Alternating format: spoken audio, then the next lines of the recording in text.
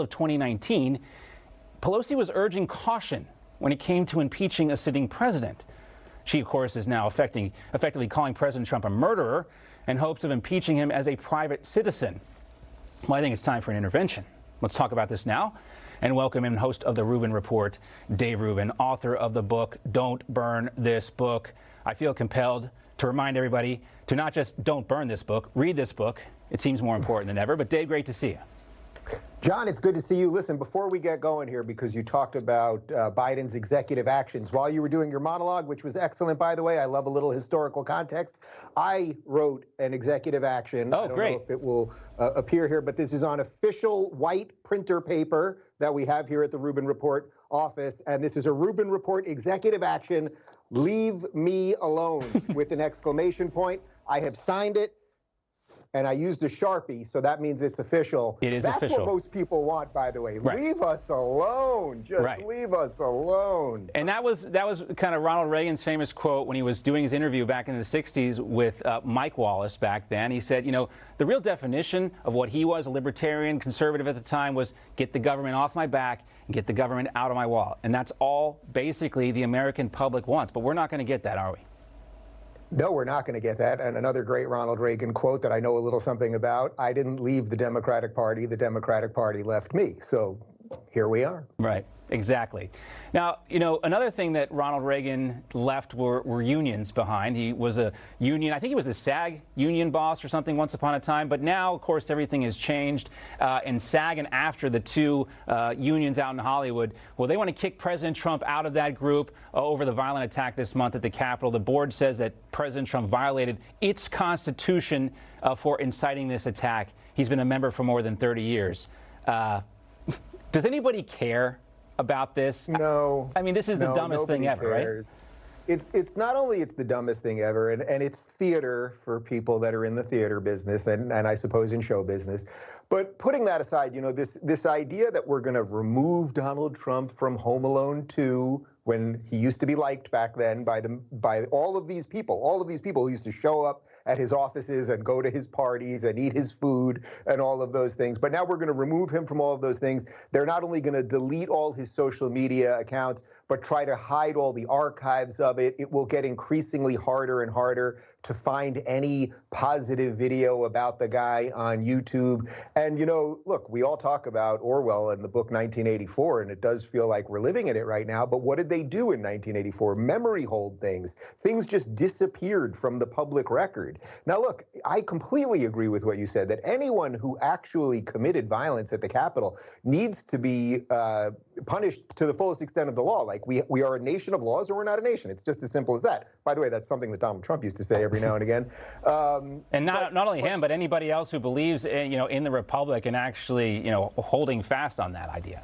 Well, of course. And by the way, I'm sure it's not going to be on CNN, but I have a feeling you guys on Newsmax are going to cover it today. But Portland is under full-on siege right now by Antifa, destroying the Democratic Party building there and rampaging throughout the city. There's tear gas everywhere. They're breaking buildings, destroying private property and the rest of it. That won't get mainstream coverage because you can't. Oh, there you go. So that won't get mainstream coverage, though, because you can't pin that on Trump. But when you can pin things on Trump, then, of course, we know that words lead to violence. I mean, I don't remember the guy saying, go there and attack the Capitol. Was his language sloppy? Yes, but people are responsible for what they say. And as you know, John, there were plenty of Democrats, including Nancy Pelosi and Maxine Waters and Chris Cuomo, who I would say is a Democratic activist, not a journalist, who were instigating violence and condoning violence for the last 2 years as Antifa and BLM destroyed many of our cities. Well, as we heard from Nancy Pelosi there, apparently only the president's words carry any weight when it comes to what's going on now. You know, speaking about Hollywood, this is why I want to show some love for Christy Swanson. And of course, I probably showed a lot of love for her back in the day. But she says if you edit Trump out of Home Alone 2, then you got to edit her out of all the classics, Pretty in Pink. And of course, that would also mean this iconic moment from our youth, Dave, would be erased from our memories. Take a look. Bueller? He's sick. My best friend's sister's boyfriend's brother's girlfriend heard from this guy who knows this kid is going with the girl who saw Ferris pass out at 31 Flavors last night. I guess it's pretty serious.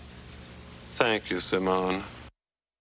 Ben Stein, deadpan, genius. I mean, that's where I first learned about voodoo economics, from that very movie.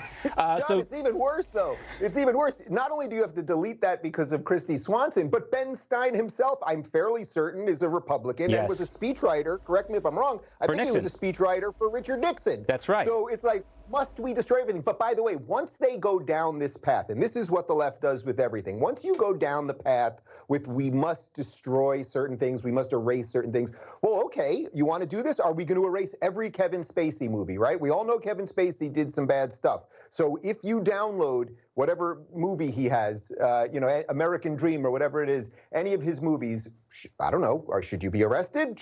Is that contraband now? Like, what path do these guys really want to take? Right. Another example this week, you know, I drove to work. I heard Phil Spector died. I love Phil Spector's music. I'm not going to hang out. I don't never want to hang out with Phil Spector. But, you know, you lost that loving feeling by the Righteous Brothers. I told you when we were doing the interview for your show, Top Gun, my favorite action movie, that may be the best closing scene of any 80s movie.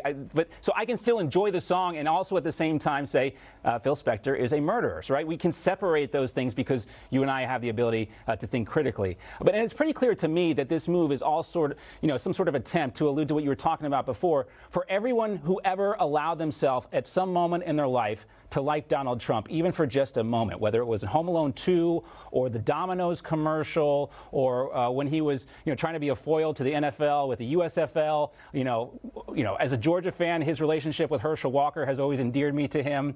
But, you know, they're trying to absolve themselves from the guilt or shame they feel about the riots. And collectively as a country, we should all have a little bit of that, because this is a national embarrassment for us. Of course, John, we can all look in the mirror and say, did we play a role in any of this? Have we been more partisan than we should be? You know, whatever. We can all say none of us are perfectly innocent here.